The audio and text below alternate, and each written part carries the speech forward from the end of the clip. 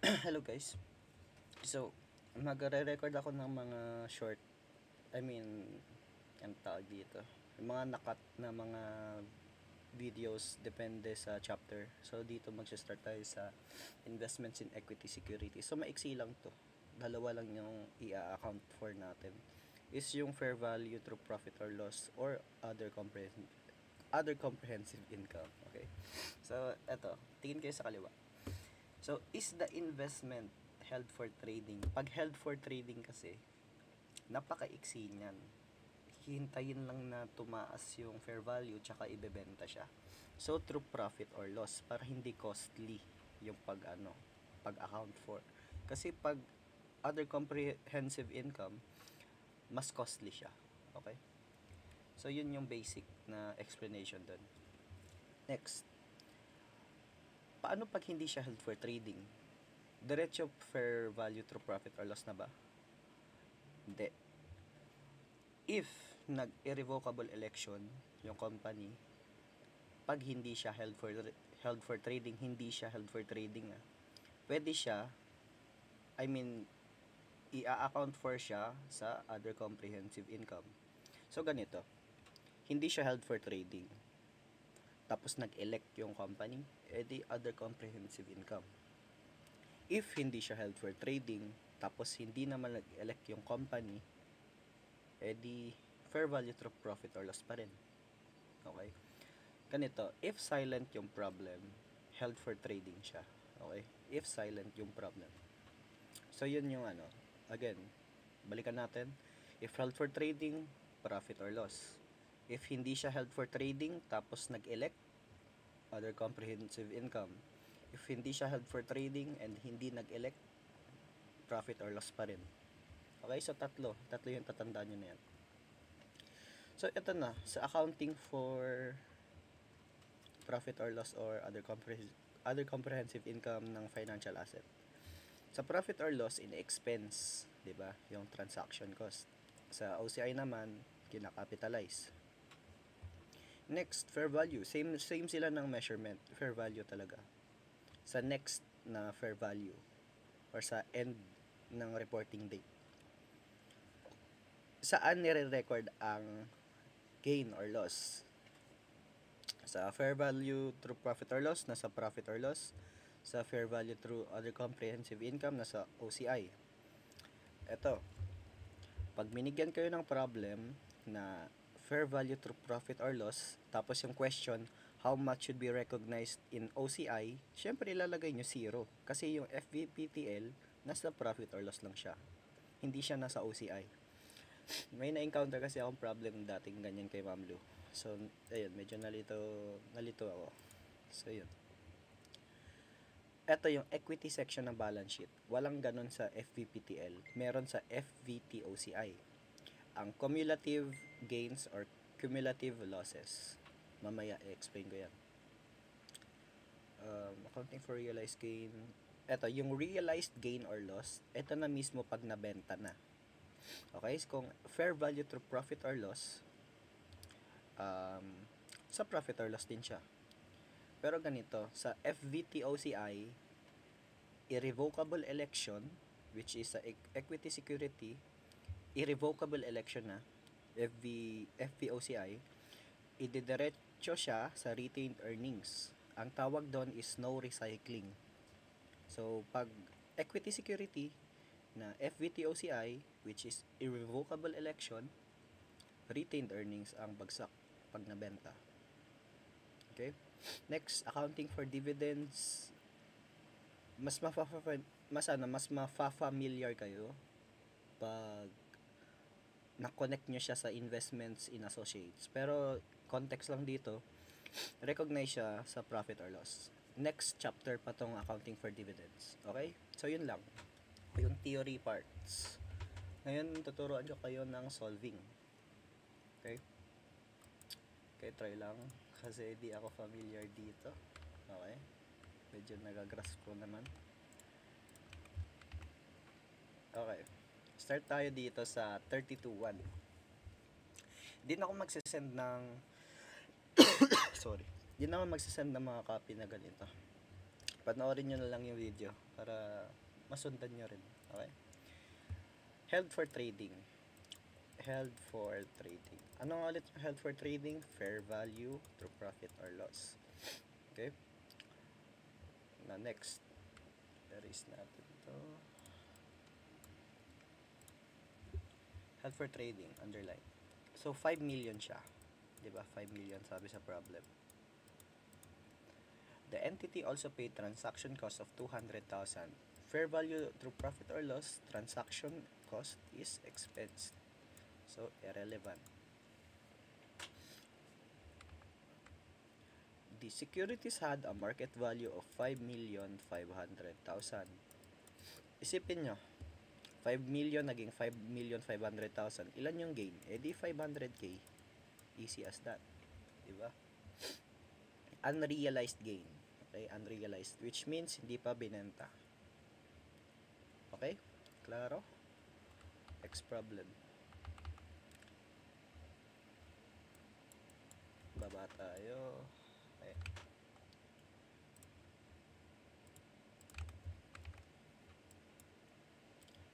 Daliri ko. Trading investment. Okay? Trading. May makita kayong word na trade. Fair value through profit or loss. Okay? For the year ended December 31, 2023, meron siyang loss na 200,000. Okay? Next, there were no securities during 2024. In the 2024 income statement, what should be the amount reported as unrealized gain or loss? Ito yung initial cost, diba? Initial cost. Which means na ito is January 1, 2023. 4,250. Nagka-loss daw siya ng 200,000 during 2023. 200,000 which means na 4,050,000. Ito yung December 31, 2023. Okay? During 2024, December 2024, 5 million na daw. Which means we had a gain of 950,000 during 2024. Okay? Again, initial cost niya is 4,250,000. Nagka-loss daw siya during the year of 200,000, which brings down the amount of the investment to 4,050,000. Tumaas ang market value niya, naging 5 million, which means na meron siyang gain during 2024 na 950,000. Okay? Okay. Moving on to the next problem.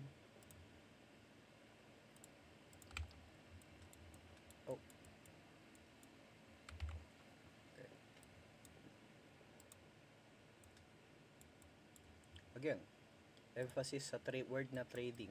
Trading security. Trade is equals to profit or loss. Okay. Ang sinabi dito, basahin muna natin. The entity sold 10,000 shares of B. Binenta ang 10,000 for 150 per share. Unrealized gain or loss muna. So, 5 million. Diba? 5 million. Naging 4,800,000 na lang. So, ganito isipin nyo. Bumaba yung value ng share or nung investment. So, meron tayong unrealized loss of 200,000. Okay? Next. Loss on sale. Ito na ang current fair value. So, 4,800,000. Okay? Which is kinda irrelevant as well. Pumunta tayo sa share na B. So, yung B daw, may market value ng 1,600,000. Nabenta siya for 1,500,000, which is 10,000 shares times 150. So, 150 copy for 0, 1, 2, 3, 4.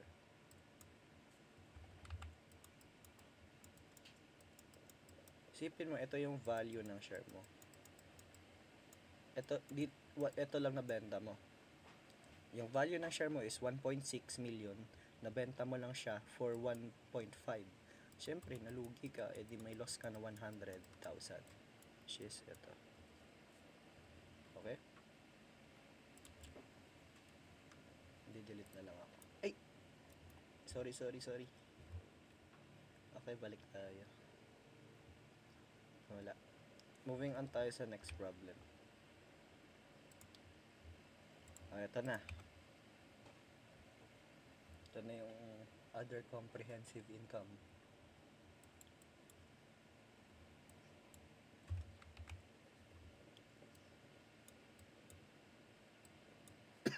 Sorry. Non-trading investment. Non-trade. Okay? Ito isipin nyo. Di ba kanina sabi sa problem, pag non-trading, kailangan i-elect. Ito is irrevocably designated. Okay? So, that means na hindi lang siya non-trading, in-elect din siya. Okay? Pasok yung dalawang requirement. Okay. Again, pag FVOCI, transaction cost is capitalized. Okay, so 4 million plus 700,000, which is 4.7 million. The fair value was 5.5 million. Isipin mo ganito, 4.7 million yung investment mo, naging 5.5, which means that there is a 800,000 unrealized gain to be recognized in other comprehensive income, hindi sa profit or loss. Okay? Moving on to the next problem.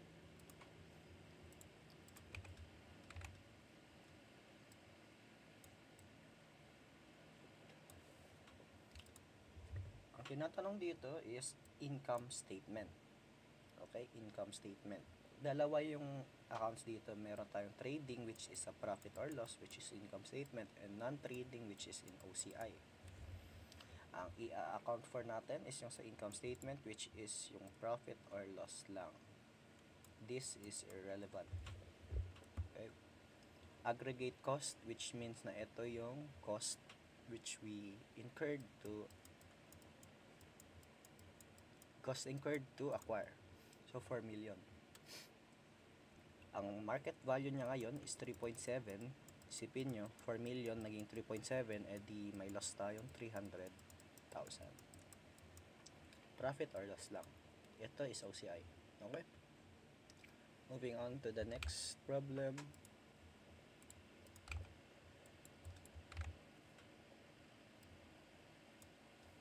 Okay, so medyo mahaba-haba na rin to.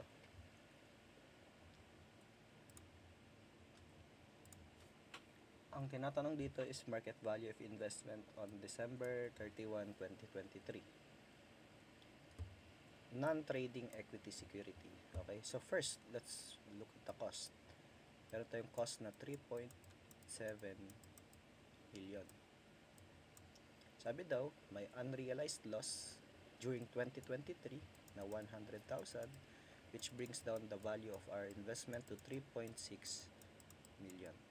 This is December 2023. 3.6 million. Next, tinatanong is what amount of loss for the year ended December 2024. So we are just gonna compare yung current value, which is 2023, to the 2024. So 3.3 million yung 2024. Isipin nyo, 3.6 naging 3.3, di may loss ulit na 300,000. Okay? Now, ito yung cumulative. Okay? Wait lang. Let me zoom out para mas mag-gets nyo yung concept. Isipin nyo, ang 3.7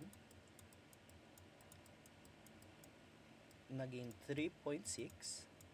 Okay? Naging 3.6 naging 3.3. Meron tayong loss na 100,000. Meron tayong loss na 300,000. Ang word na cumulative is lahat. So 1 and combine nyo itong dalawa, meron tayong cumulative loss of 400,000. Or para mas simple yung computation nyo, just get the latest amount, which is 3.3 million, compare it to the earliest amount, which is 3.7 million. So yung current market value, yung pinaka latest, i-compare nyo lang siya sa cost. Okay, so yun yung shortcut. Latest fair market value minus initial cost, cumulative amount. Okay, gets nyo na yung concept ng cumulative. Next, 32.7.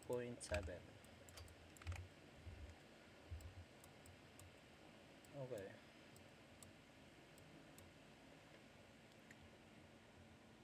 Acquired an equity investment, okay, at fair value through other comprehensive income. So 3 million muna. Okay, 3 million. A cumulative loss of 400,000, which brings the investment to 2.6 million. So meron tayong 400,000 na loss.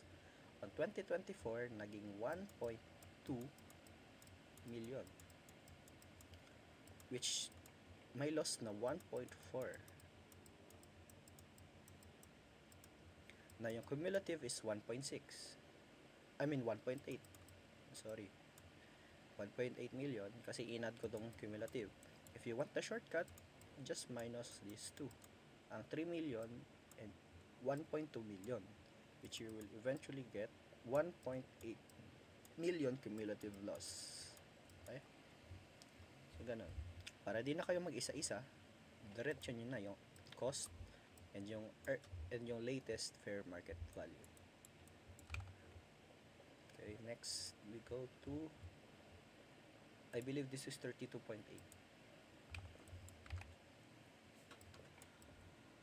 Ang tinatanong dito is yung cumulative.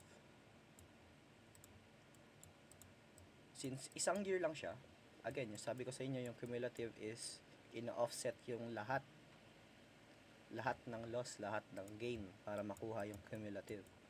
Dito, yung dalawang loss and gain is 260 loss, 40 gain, which is the cumulative, diba? For the year. Sorry. So, ayan. If makita nyo tong problem na to, dito lang kayo titingin.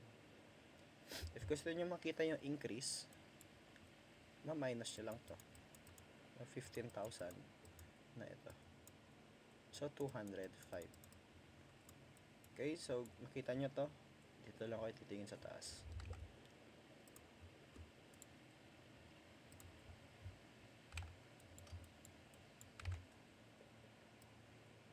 Okay, yung problem na to is actually a mix problem siya. Mare-relate nyo to sa investment and associate. Yeah, pretty much it. 200,000 shares daw. Ordinary shares worth 9 million. The time of purchase, yada yada. So, yung mga ganito, relevant lang siya sa investment in associate. Kasi to assert if the company has significant influence, which is our next video. Ang net income is irrelevant. Investment in associate lang siya. Okay, a dividend of 3, dividend income, irrelevant. Tinatanong dito is yung market value or yung loss or yung gain. The market value of the share, ito, bumaba na siya. Naging 40 from, I'm not gonna divide it. Ito times ko na lang. So, 200,000 times 40, which is naging 8 million. Kasi 8, tapos 1, 2, 3, 4, 5, 6, 6, 0, which is 8 million. So, eto. Meron tayong loss na 1 million. Gets? Nag-decline yung market ng share. Market value ng share. Etong mga to, irrelevant to. Kasi net income, tsaka yung dividend income, irrelevant siya sa financial asset. Okay, malapit na matapos to. Anyway, let's double time. Feel ko na umay natin kayo. So, yeah. Tingin tayo. Binenta yung X. Okay, tingin tayo sa X. Binenta siya nung 2024. Sorry. So, let's account for X.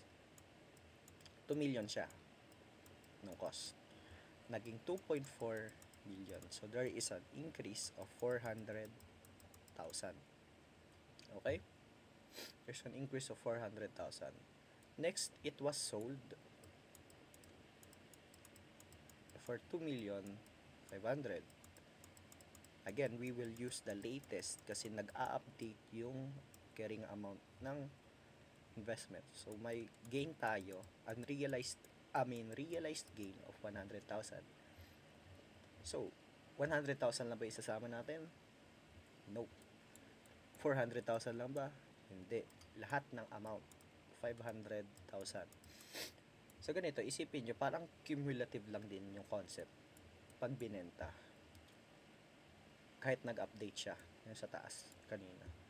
So, yung gagawin natin is yung selling price over cost minus cost. So, ito yung cumulative transfer. Again, sabi ko sa inyo, ang fair value through other comprehensive income na equity which is irrevocably designated, there is no recycling, which means na directly sa retained earnings. Okay, so selling price minus cost, which is the cumulative, lahat na matatransfer. Para lang siyang yung latest fair market value over cost. Pero ito, selling price yung pinalit. Kasi if iisipin nyo, 100,000 nilipat sa retained earnings, ano yung gagawin mo sa 400,000? Hayaan mo lang ba? Siyempre, i-retained earnings mo rin. So, 400 tsaka 100. So, 500 transfer. 500,000. Okay? Okay, last two problems.